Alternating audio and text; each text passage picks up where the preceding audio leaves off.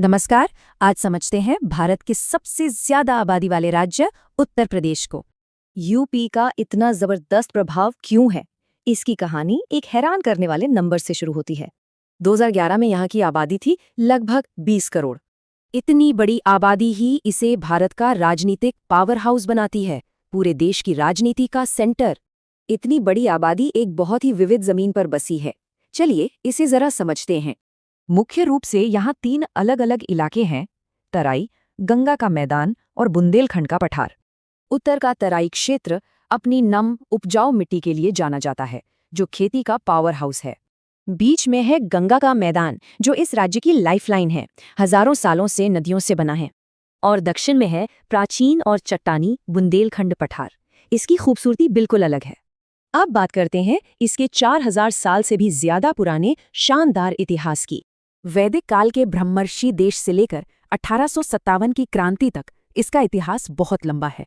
ये इतिहास सिर्फ किताबों में नहीं, बल्कि यहाँ की हवा और मिट्टी में बसा हुआ है। अच्छा, अब कुछ आंकड़ों की बात करते हैं।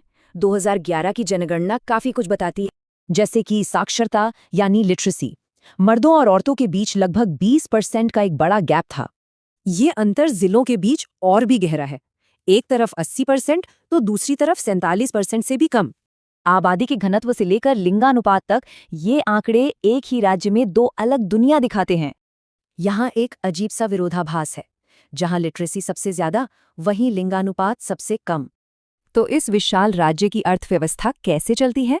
इसके 2 मेन पिलर्स हैं, खेती और इंडस्ट्री।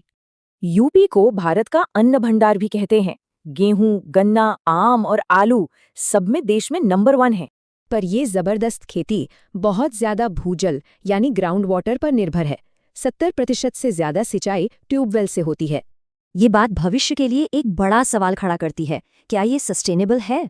खेतों के अलावा यहाँ के शहर अपने उद्योगों के लिए भी मशहूर हैं, जैसे कानपुर का लेदर और फिरोजाबाद की चूड़ियाँ। और फिर है इसकी आध्यात्मिक विरासत। वाराणसी, अयोध्या और मथुरा जैसे पवित्र स्थान लाखों लोगों को खींचते हैं। तो इतनी विशाल आबादी और संसाधनों के साथ उत्तर प्रदेश का अगला अध्याय कैसा दिखेगा?